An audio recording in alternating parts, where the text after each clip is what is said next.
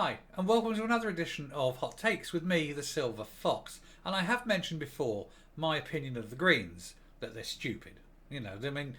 This is now plainly obvious.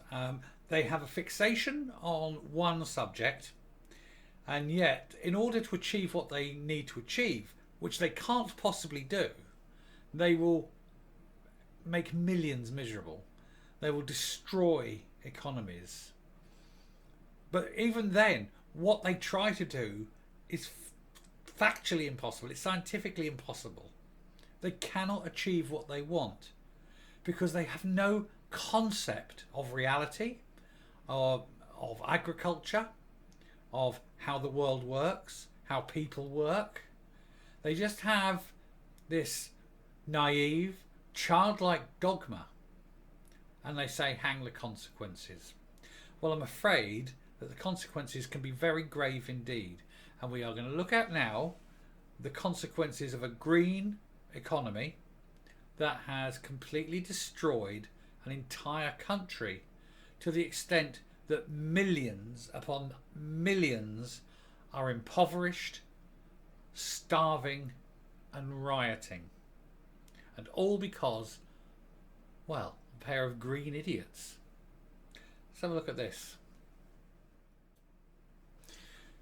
So, how the world's first all organic farming nation has led to hunger, riots and economic ruin in Sri Lanka. The consequences have been nothing short of catastrophic, writes Tom Leonard. From the ethically sourced produce shops of Islington to the chemical-free acres of the Prince of Wales Highgrove Farm, you can almost hear the cheering 3 years ago when Sri Lanka's future president pledged a revolution. It wouldn't be on the streets but in the fields, as Gotabaya Rajapaksa vowed in his successful 2019 election campaign to transform the country into the world's first fully organic farming nation. This is a man who has no idea about science. This is a man who has no idea about economics. This is a man who has no idea about anything. And he's pretty dangerous because when you give an idiot complete control, it's bound to fail. Parroting the claims made for years by Prince Charles, let's just face it, another idiot, and fellow advocates of sustainable farming, the politicians cited health and environmental reasons for this drastic move, in particular brandishing unproven claims of a link between chemical fertiliser and Sri Lanka's high rate of chronic kidney disease. I think you'll find things like that are probably more related to the diet generally rather than the chemicals involved in creating that diet. The Indian subcontinent has, for example, a massively high incidence of heart disease. But this is a continent that almost lives on ghee, which is clarified butter, and it's almost solid lard, basically. They cook everything with it, and don't get me wrong, it's lovely stuff and everything.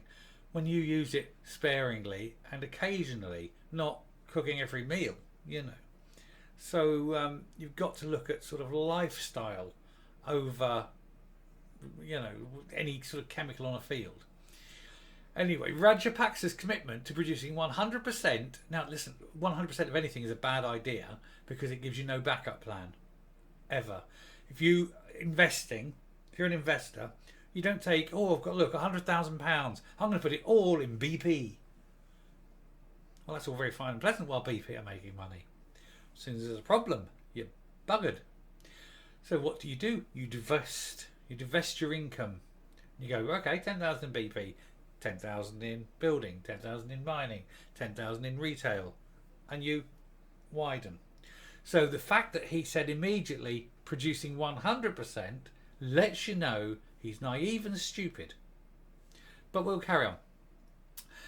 Rajapaksa's commitment to producing 100% of Sri Lanka's food organically within a decade was accompanied by a ban on the use of all chemical fertilisers, pesticides and herbicides. Can you see the problem here, children? The consequences have been nothing short of catastrophic. Going organic, the bold, modern version of UK's green lobby, has triggered the devastation of Sri Lanka's economy, plunging much of its 22 million strong population into desperate straits.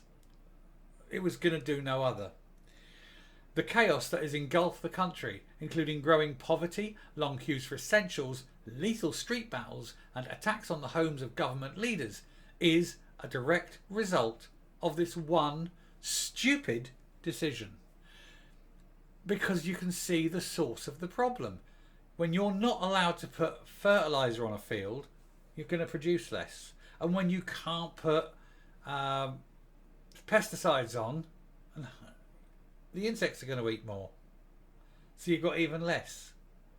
And when you've got not allowed to use herbicides, well then the weeds will take any nutrition out of the soil and that'll produce less food.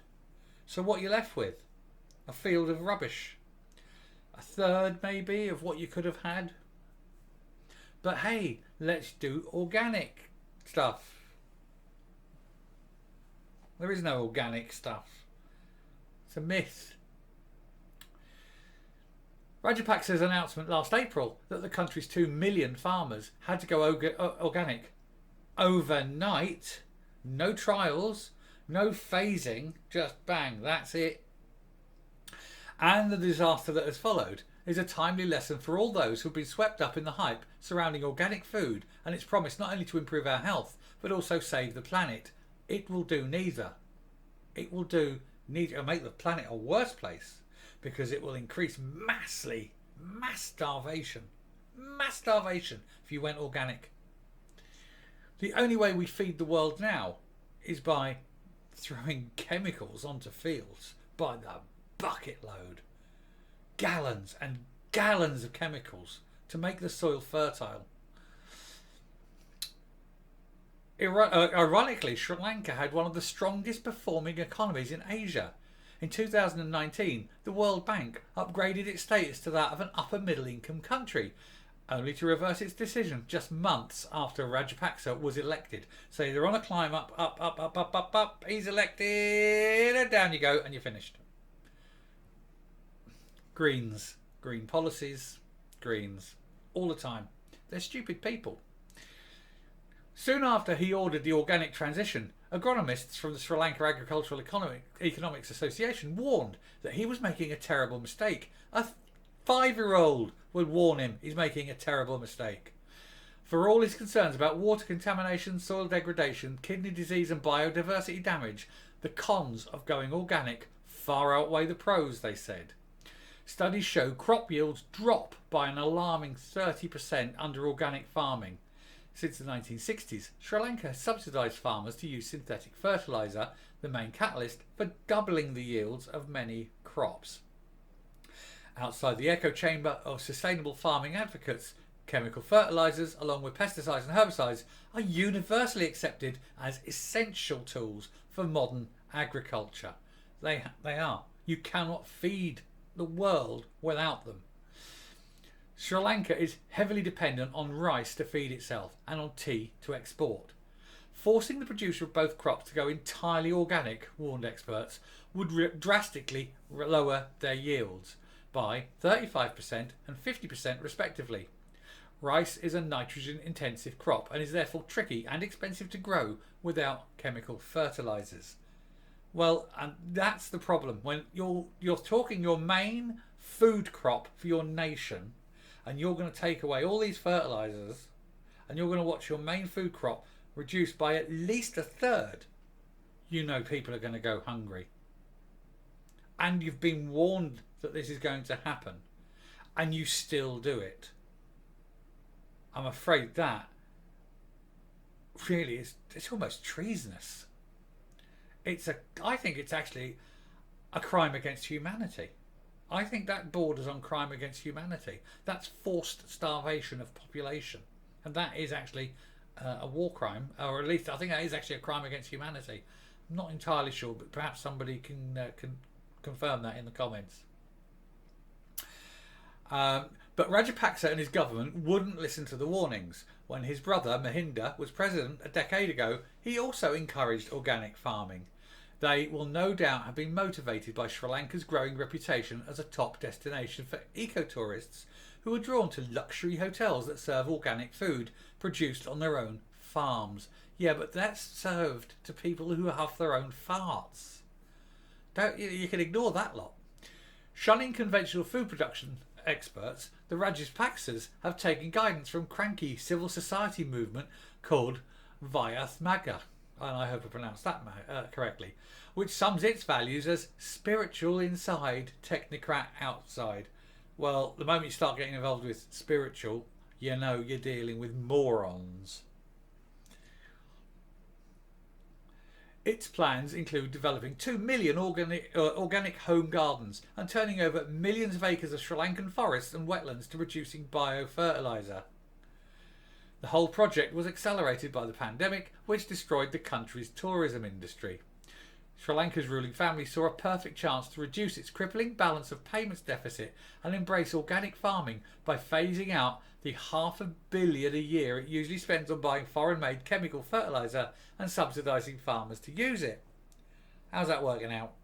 So instead of spending $500 million a year, which you get that money from selling billions in tea, now you've got no tea to sell, but your crops aren't growing and you're going to have to buy the fertiliser anyway, only you haven't got any tea to sell to pay for it. I'm kidding you not. I think what that man has done is a crime against humanity in his country. Anyway, instead the opposite happened, and Sri Lanka's balance of payments deficit soared as crop production tumbled and the price of vegetables, rice and sugar rocketed. Sri Lanka failed to get hold of much organic fertiliser, leaving many farmers with no fertiliser of any sort. The government also failed to offer them any guidance on how to farm organically.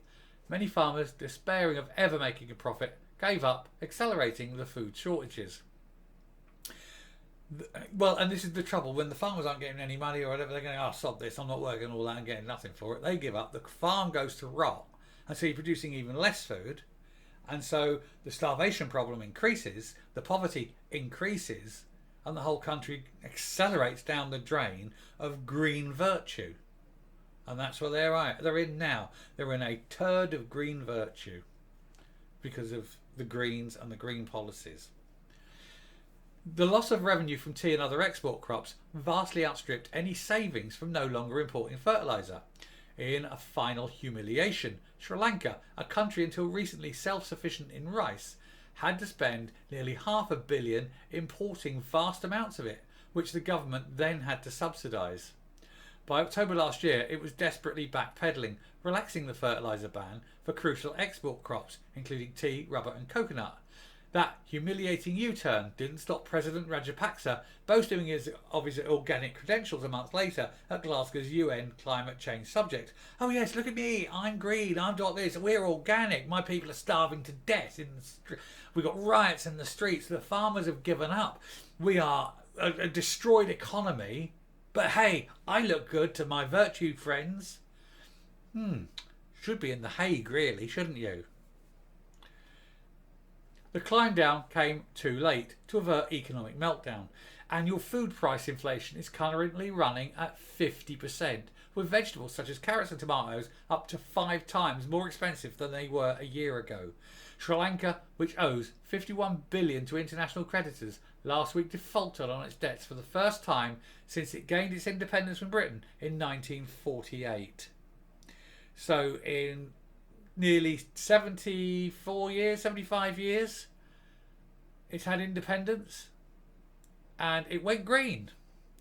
And as soon as it's gone green, it's defaulted for the first time ever, because green policies are the policies of the stupid, the policies of the moron, the policies of the dangerous, dogmatic, anti-humane monsters, really, because he was warned this was happen and continued to do it.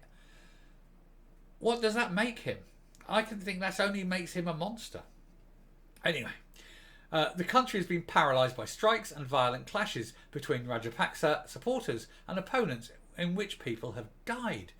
A museum dedicated to the ruling family has been torched. The organic dream has literally gone up in smoke. Prince Charles was widely mocked by farmers when he transformed his 1,000-acre farm at Highgrove in Gloucester to becoming completely organic in 1985. He said, "In farming, as in gardening, I happen to believe that if you treat the land with love and respect, then it will repay you in kind. The land doesn't do that because it isn't a thing that has a mind. It doesn't look at you and go, oh, thank you. It's not sentient, you moron." But this is a man who talks to potted plants. To be fair, they're probably bored of his conversation. They probably have a higher IQ. To think he'll be king soon, it's ridiculous.